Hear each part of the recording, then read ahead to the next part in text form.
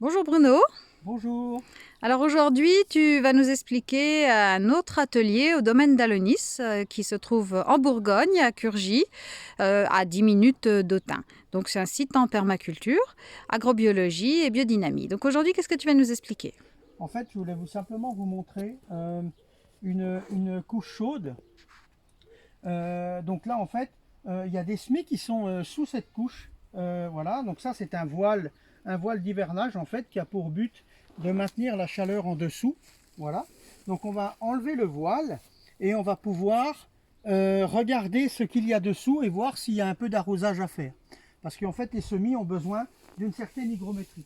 Donc vous voyez, c'est juste des planches qui sont sur les côtés. Voilà. Et ensuite, on ouvre tout simplement le voile avec ça, tout simplement. Voilà.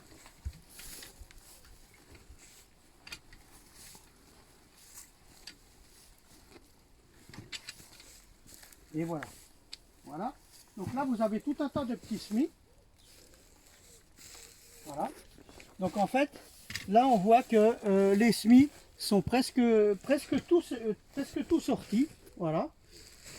Donc on va simplement regarder qu'il n'y ait pas besoin d'eau. Donc vous voyez par exemple, si on prend cette plaque-là, ben, sur le côté ici, en fait on voit qu'il y a des plantes qui ont un besoin d'eau. Voilà, ça veut dire que ces plantes-là qui sont bien mouillées sont déjà sorties et les autres ont manqué un petit peu d'eau. Donc il faut que je les remouille parce que sinon celles-ci vont prendre de l'avance. Donc c'est déjà un peu le cas, mais on va essayer de minimiser les choses.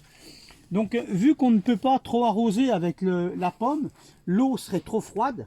En fait l'idée c'est que moi j'ai acheté un petit pulvérisateur comme ça, neuf, pour qu'il n'y ait eu absolument aucun produit dedans. Et ensuite moi j'ai mis de l'eau dedans, dans ce pulvérisateur. Et ensuite ça me permet d'avoir de l'eau à température, à la même température que les semis. Donc on fait juste quelques pressions comme ça, pour que l'eau monte.